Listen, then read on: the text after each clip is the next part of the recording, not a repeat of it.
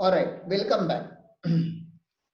So you might feel it difficult क्योंकि आपको 18-19 के 17-18 के 16-17 के टैक्स रेट्स नहीं पता, टैक्स रेट्स के साथ साथ उसके उस साल के रिबेट्स नहीं पता, डिडक्शंस नहीं पता, इसलिए रिबेट का question practically becomes very rare in examination point of view.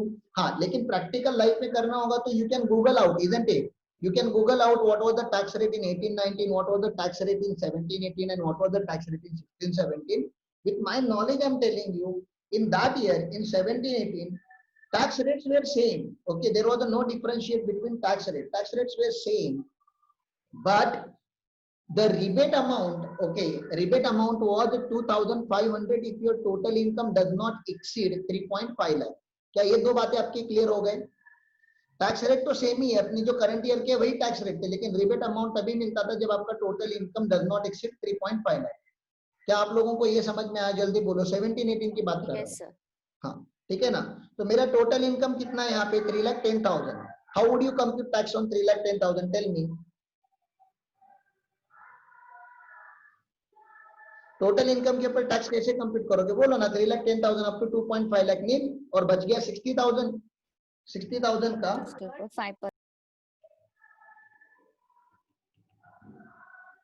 60,000 का 5% आ गया 3,000, और 3,000 में से 2,500 का रिबेट माइनस हो गया.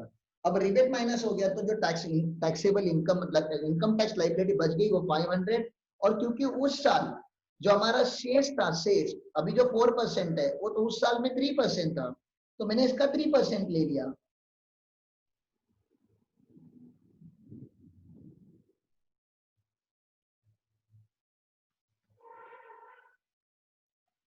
तो ये 15 रुपीज आया, और 15 रुपीज का मुझको बन गया टोटल टैक्स लायबिलिटी 515. और 515 को मैं डिवाइड करूंगा 3,10,000 से, तो मुझे इफेक्टिव रेट ऑफ टैक्स आ जाएगा बहुत ही कम, 0.0166 ऐसा आ रहा है. तो उन्होंने 0.17 ले लिया. ठीक है ना. यहां तक बात क्लियर है? क्या ये एवरेज रेट, यहाँ का टैक्स रेट क्लियर है? ये कैसे आया? यस. Next year. अब यहाँ पे क्या है? 65,000 सैलरी इनकम था, और 65,000 लॉस फ्रॉम हाउस प्रॉपर्टी था. बोलो, हाउस प्रॉपर्टी का लॉस सैलरी के सामने सेट ऑफ होता है कि नहीं? बोलो. होता है. और उस साल में ना 2 लाख रुपीज का कंडीशन वगैरह भी नहीं था. तो 65,000 ओरिजिनल सैलरी का इनकम एंड 30,000 1/3 ग्रेचुटी उसमें ऐड करेंगे तो 95,000 हो जाएगा. सर 65,000 प्लस 1/3 ऑफ ग्रेचुटी जो हमें ऐड करना है, क्योंकि 3 साल पे उन्होंने स्प्रेड करने बोला था हमें, तो 95,000 हो गया. 95,000 में से 65,000 का लॉस सेट ऑफ हो जाएगा, और जब लॉस सेट ऑफ हो जाएगा तो टैक्सेबल इनकम आ जाएगा 30,000. बताओ, अगर टैक्सेबल इनकम 30,000 आएगा तो टैक्स आएगा क्या? वैसे भी नहीं. बेसिक एग्जम्पशन के नीचे है तो टैक्स नहीं आएगा. नील आएगा. नील का एवरेज रेट ऑफ टैक्स निकालोगे तभी भी नील ही आएगा. अभी हमें 3 साल का एवरेज रेट चाहिए. 3 साल का एवरेज रेट चाहिए, तो ईयर 1, ईयर 2, ईयर 3 तीनों का प्लस किया उन्होंने. देखो यहाँ पे 1, 2, 3 और डिवाइड बाय 3. 1 + 2 + 3 प्रीवियस ईयर का डिवाइड बाय 3 करेंगे तो एवरेज रेट टैक्स आ गया यहाँ पे 0.62. 0.62. क्या यहाँ तक की बात क्लियर है?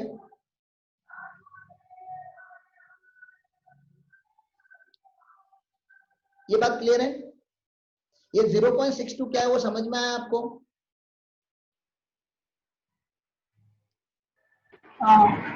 0.62 is the average rate of tax that I was paying for last 3 years.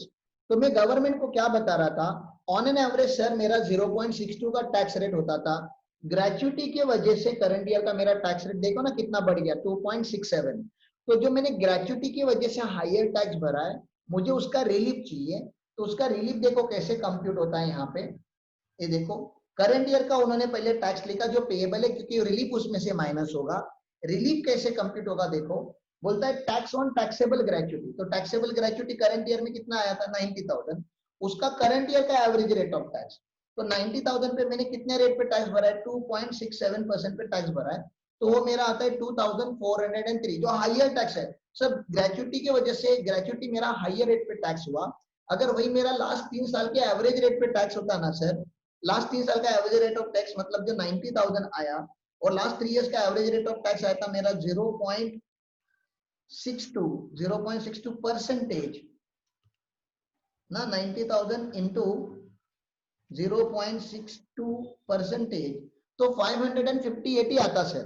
तो ऑन एन एवरेज मेरा टैक्स तो 558 आना चाहिए था, लेकिन आपने मेरे ग्रेच्युटी को हायर रेट पे टैक्स किया हुआ है, तो जितने से हायर रेट पे टैक्स किया उतने का मुझे रिलीफ दे दो। तो जितने से मतलब कितना सर, 2403 हायर रेट पे टैक्स हुआ है, जबकि एवरेज रेट पे टैक्स होना चाहिए था 558। मैं नहीं बता रहा कि टैक्स मत लो, लेकिन मेरे एवरेज रेट पे टैक्स लगना चाहिए था। तो I have paid 1845 higher than what is my average rate, तो मुझे उतने का रिलीफ दे दो 89 में, और मेरा टैक्स पेबल जो होगा वो 11,570 होगा। क्या आपको मैंने क्या बोला वो समझा यहाँ पे? ये आपको 2-3 बार सॉल्व करना पड़ेगा टू अंडरस्टैंड, पहले ये याद रखो। और दूसरी बात ताई, अगर ये नहीं समझ रहा ये टैक्स रेट यहाँ से कैसे आए हुए हैं, तो पहले गूगल करके टैक्स रेट इसके लिख लो नोटबुक में और फिर सॉल्व करना। ये आपके मॉडल ने गलत काम किया हुआ है, ये लास्ट 3 साल का टैक्स निकालने बोला और लास्ट 3 साल का आपको टैक्स का रेट नहीं दिया हुआ है। वो कंपेयर करो सीए मॉडल के साथ। सीए मॉडल में जब भी पास के किसी भी असेसमेंट ईयर का हमें वो टैक्स कंप्लीट करने बोलते हैं, तो दे प्रोवाइड अस टैक्स की slab in the question itself, ठीक है ना। क्योंकि स्टूडेंट थोड़े ना क्या अभी 97 98 का कौन सा भी कोई भी ईयर का इनकम आएगा तो उनको टैक्स का रेट देना चाहिए क्वेश्चन में, और इसलिए क्वेश्चन लेंदी हो जाता है। ये देखो ना, रिबेट का क्वेश्चन दिया हुआ है हमारे यहाँ पे, पढ़ू क्या आप लोगों के लिए क्वेश्चन? पढ़ो आपको थोड़ा एक प्रैक्टिस करवाने के लिए। बाकी ना लास्ट में करता हूँ, पहले आपका मॉड्यूल खत्म करके आता हूँ मैं, ठीक है ना। तो अभी हमने यहाँ पे क्या किया, यहाँ पे हमने 3 साल का रिबेट निकाला, क्योंकि आपका जो यहाँ पे स्टेप्स में सब कुछ लिखा हुआ है, हमने जो भी किया ना वो सब कुछ यहाँ पे स्टेप्स में लिखा हुआ है, आप देख लेना। लेकिन यहाँ पे हमारा सर्विस था मोर देन 15 ईयर। तो कभी कभी तो ऐसे भी हो सकता है ना कि एसएससी बोल सकता है मेरा तो सर्विस 15 साल से नीचे है, तो मैं क्या करूं। तो उन्होंने बोला फिर 3 साल का एवरेज नहीं लेना, एवरेज जो होगा ना वो 2 साल का ले लेना, ठीक है ना। अगर आपका सर्विस अगर 5 साल से 15 साल के बीच में, मतलब 10 साल 12 साल अगर आपने क्या किया है, काम किया है, तो आपको एवरेज ना इंस्टेड ऑफ 3 इयर्स आपको लेना हुआ है 2 इयर्स का, बस इतना ही बोला हुआ है और कुछ नहीं बोला हुआ है, ठीक है ना। जो हमने 3 साल का एवरेज टैक्स रेट लिया वो आपको 2 ही साल का लेना पड़ेगा। Is that clear? 15 साल से ज्यादा काम किया होगा तो एवरेज 3 साल का एवरेज रेट ऑफ टैक्स 3 साल का लिया जाता है, और 5 साल से 15 साल का अगर काम किया होगा आपने, सर्विस का पीरियड आपका उतना ही है, 10-12 साल ही आपने काम किया हुआ है, तो आपका average rate of tax 2 year का लिया होगा to compute relief. Is it clear? Yes sir. हाँ, पढ़ लो, नहीं समझेगा तो मुझे पूछ लेना, ठीक है ना। और अगर आपने लेस देन 5 ईयर किया है तो बोलते हैं साला अभी क्या रिबेट रिबेट, आपको कुछ रिलीफ वगैरह देने की जरूरत नहीं है। चलो ठीक है, आगे चलता हूँ। सर वो compensation on termination of employment मिला तो, मतलब वीआरएस वगैरह मिला तो,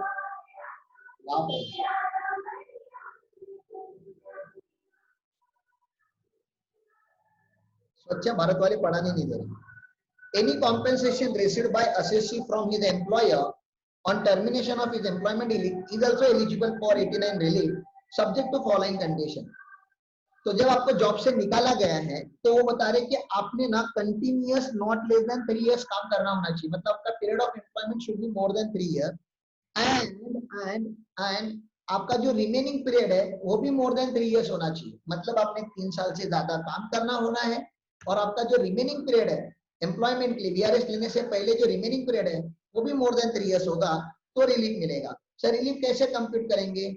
bye using the same method मतलब एवरेज ऑफ 3 इयर्स टैक्स।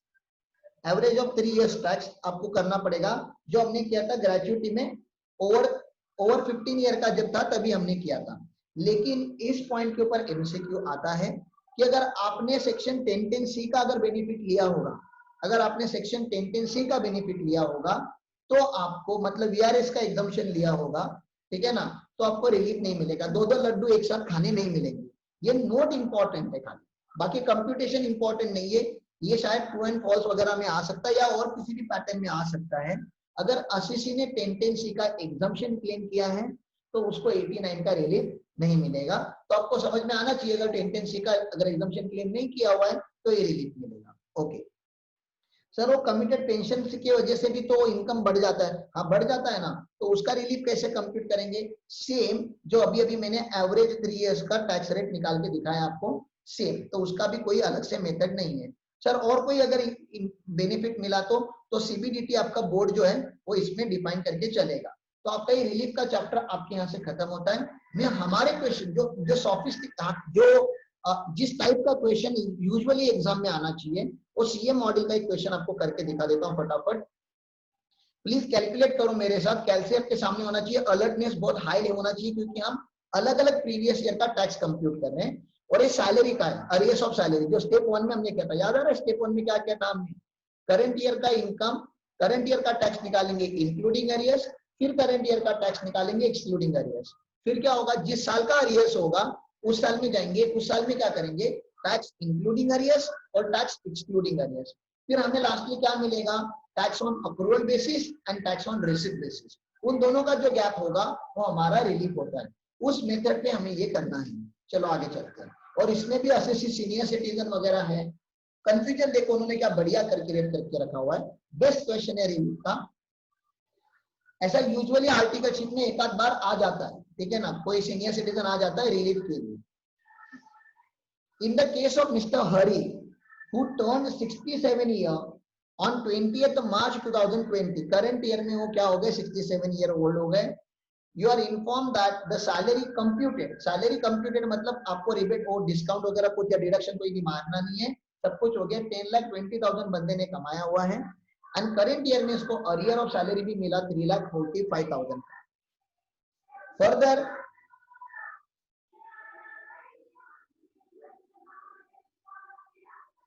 ये क्वेश्चन आपके बुक में होगा, देख लेना, चैलेंज बुक में मैंने दिया होगा। Further you are given the following detail relating to earlier years arrear. तो देखो ये जो 3,45,000 मिला है कौन से साल का मिला है, 2010-11 प्रीवियस ईयर का, प्रीवियस ईयर, ये एवाई नहीं है पीवाई है। प्रीवियस ईयर 10-11 में उसका टोटल इनकम था 7,10,000 और उस साल का अरियर जो अभी मिला है वो है 1,03,000, ठीक है ना। उस साल का एक्चुअल इनकम था 8,25,000, उस साल का जो अरियर अभी मिला है 1,17,000, 12-13 का जो एक्चुअल इनकम था वो 9,50,000 और करंट ईयर में उसका मिला 1,25,000। इन तीनों का टोटल कर लो, इन तीनों का टोटल कर लो, 103 प्लस 117 प्लस 125, क्या ये 345 होता है? Yes yes. तो अभी आपको करना क्या है, करना कुछ नहीं है, करंट ईयर का टैक्स निकालो पहले। बताओ सीनियर सिटीजन है, करंट ईयर का तो टैक्स आपको निकाल के देना पड़ेगा। करंट ईयर में मेरा इनकम कितना हो गया, 10,20,000 प्लस 3,45,000, बोलो टैक्स बोलो, 13,65,000 पे टैक्स निकाल के दो। चलो जल्दी फटाफट निकालो टैक्स।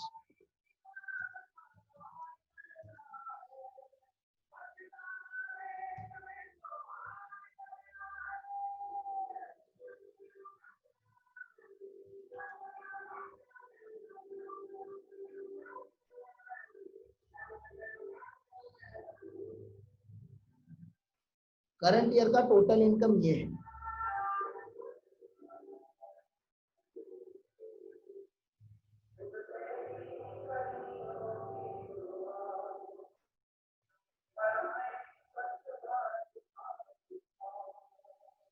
टैक्स बताओ भाइयों।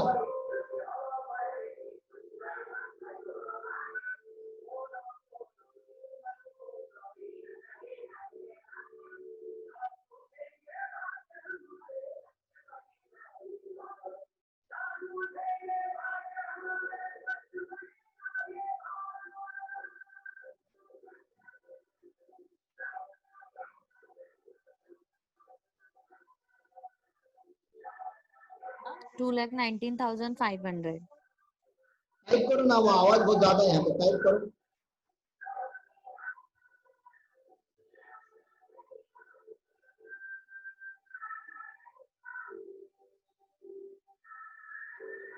सब शेष वगैरह सब ऐड कर लिया आप लोगों ने, तो कैसे होगा, 3,65,000 का 30%, 3,65,000 का 30% आता है, 30% आता है 1,09,500।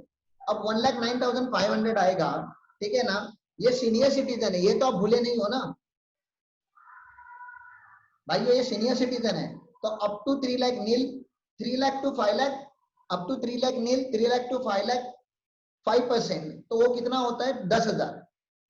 तो मैंने इसमें 10,000 जोड़ दिया, ठीक है ना, और 5 लाख टू 10 लाख होता है 20%, तो मैंने उसका 1 लाख जोड़ दिया, तो 2,19,500 इसका टैक्स लाइबिलिटी आता है, लेकिन इंटू 4% सेस भी करना पड़ेगा 8780, तो टोटल टैक्स आना चाहिए इसका 2,28,280 शेष वगैरह सब जोड़ के, क्योंकि रिलीफ निकालने के टाइम पे तो ये आपका टैक्स लग रहा है।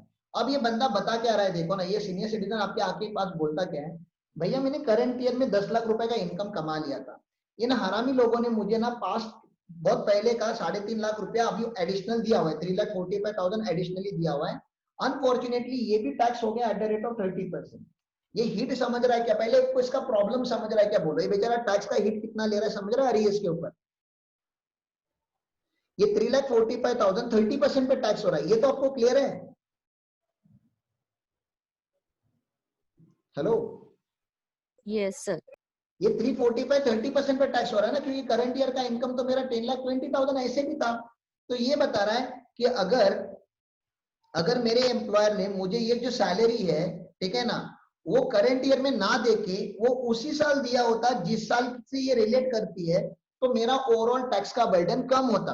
तो वो तो बोल तो रहा है, लेकिन उस साल का टैक्स का बर्डन कंप्यूट करेंगे तभी तो पता चलेगा ना कि कम होता कि ज्यादा होता। तो उस साल का हमें टैक्स का बर्डन कंप्यूट करना पड़ेगा। अच्छा, ये तो हो गया करंट ईयर का इंक्लूडिंग अरियर्स। तो हमने बुड्ढे अंकल को बोला, ठीक है सर, अगर अरियर्स नहीं होता तो आपका इनकम कितना होता, बोलता है अरियर्स नहीं होता तो 10,20,000 होता। तो 10,20,000 के ऊपर टैक्स कंप्यूट कर सकते हो क्या? हाँ, एकदम इजी है। 20,000 जो 30 मतलब जो 30% पे टैक्स होने वाला है, उतना इनकम हो जाएगा 20,000, 20,000 का 30%। करो 10,20,000 पे टैक्स निकालो, 10,20,000 का टैक्स कितना आएगा जल्दी बोलो, तुम लोग बोलोगे तो ही मैं लिखूंगा, फटाफट बोलो। 10,20,000 का टैक्स कितना आएगा, 20,000 का 30% प्लस, इतना टाइम नहीं लगना चाहिए।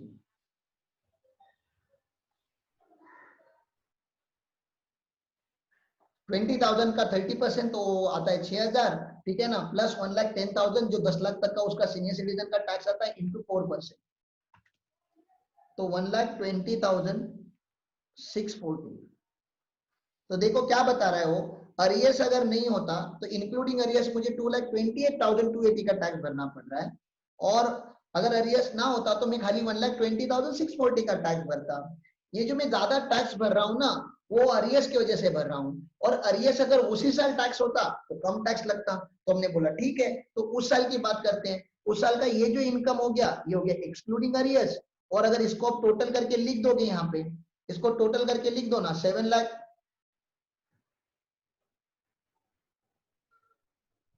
हाँ इसको मैं टोटल करके यहाँ पे लिख रहा हूँ, मुझे बताओ इंक्लूडिंग अरियर्स कितना होता उस साल का सैलरी, इंक्लूडिंग अरियर्स 7,10,000 प्लस 1,03,000। ये सारे अमाउंट लिख दो यहाँ पे तो आपको हेल्प होगा। तो यहाँ पे इंक्लूडिंग अरियर्स अगर करेंगे तो 8,13,000 होता है, ठीक है ना, 8,25,000 प्लस 1,17,000, तो ये होता 9,42,000, और ये 9,50,000 प्लस 125, ये होता 10,75,000। तो हमें अभी दो टैक्स निकालने पड़ेंगे। ओरिजिनली उस ईयर में एक्चुअल इनकम के ऊपर, रिसीव वाले इनकम के ऊपर कितना टैक्स भरा, और अक्रूड इनकम पे कितना टैक्स भरा होगा, वो हमें निकालना होगा। लेकिन वो निकालने के लिए आपके पास इन सारे प्रीवियस ईयर के टैक्स रेट होने चाहिए। तो इंस्टीट्यूट ने उस साल के टैक्स रेट दिए हुए हैं, ठीक है ना। अब उस साल के टैक्स रेट जो दिए इंस्टीट्यूट ने, वो सीनियर सिटीजन की भी दिए और जूनियर सिटीजन की भी दिए, क्योंकि उसका बर्थडे देखो, इसका बर्थडे आता है 28 मार्च 2020 पे। तो आप मुझे बता सकते हो क्या इसने एग्जैक्टली कौन से ईयर में सीनियर सिटीजन अचीव किया होगा? हाँ, 2020 में से 7 साल निकाल दो ना, 2020 में से अगर आप 7 ईयर्स निकाल देते हो तो कौन सा ईयर आता है? 12-13. तो आपको नहीं लग रहा 28 मार्च 2013 पे ये बंदा बन गया होगा सीनियर सिटीजन? बरोबर ना? मतलब कौन से प्रीवियस ईयर में, प्रीवियस ईयर 12-13 में ये बंदा बन गया है सीनियर सिटीजन, और यहाँ पे हमें कौन से प्रीवियस ईयर का डेटा दिया गया है, 10-11, 11-12 और 12-13।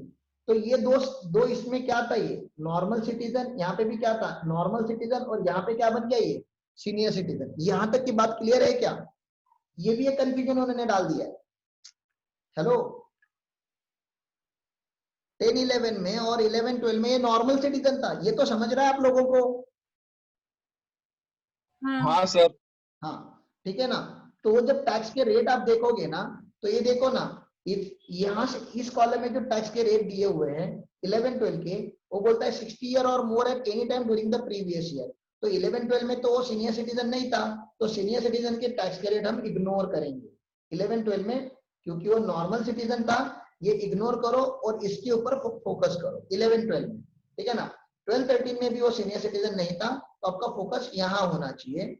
और 13-14 में वो सीनियर सिटीजन बन गया, 13-14 में वो सीनियर सिटीजन बन गया, ठीक है ना? तो आपका टैक्स का रेट एप्लीकेबल हो जाएगा ये वाला, ठीक है? तो ये पहली बात है, आपको समझ में आनी चाहिए, इसको इग्नोर करना पड़ेगा।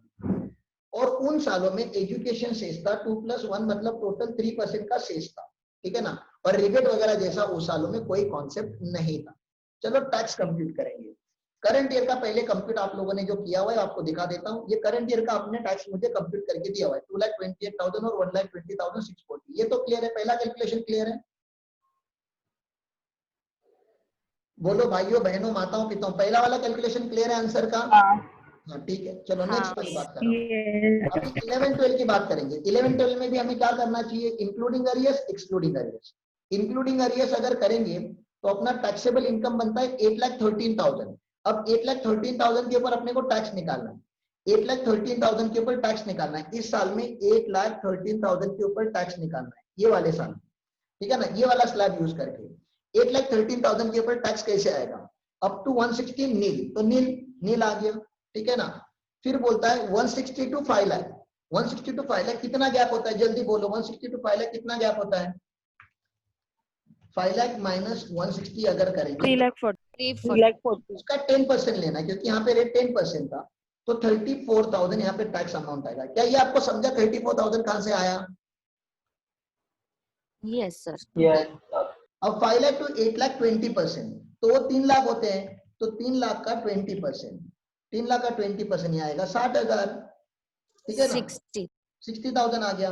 और अबव 8 लाख, अबव 8 लाख मेरे पास कितना है, 8,13,000 है, तो 13,000, तो 13,000 का 30%, 3,900. 3,900।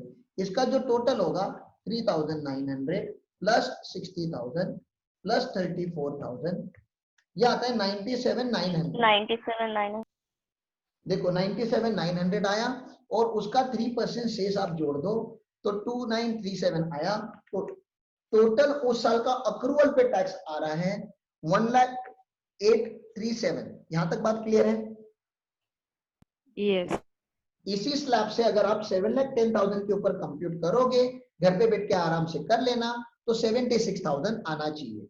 बात क्लियर है? ये हो गया मेरा इस साल का हो गया, ठीक है ना? इंक्लूडिंग अरियर्स मतलब ये अक्रूवल बेसिस पे हो रहा है, और एक्सक्लूडिंग अरियर्स मतलब ये रिसिप्ट बेसिस पे हो रहा है। अक्रूवल रिसिप्ट ये आपको लिखना पड़ेगा, ठीक है ना? जब आप करोगे तब आप ध्यान देके कर लेना। चलो नेक्स्ट ईयर का बताता हूं। नेक्स्ट ईयर का अपने को टैक्स कंप्यूट करना है, कितने लाख के ऊपर, बोलो कितने लाख के ऊपर टैक्स कंप्यूट करना है अभी, इंक्लूडिंग अरियर्स। इंक्लूडिंग वाला मैं बता रहा हूं आपको, ठीक है ना? ये कितना हो रहा है, 9 लाख। कितना टैक्स है, टैक्सेबल इनकम कितना है? 9,42,000। 9,42,000। 9,40,000 के ऊपर, 42 के ऊपर यहाँ पे टैक्स निकालना है अभी अपने को, ठीक है ना? 9,42,000 के ऊपर टैक्स निकालो।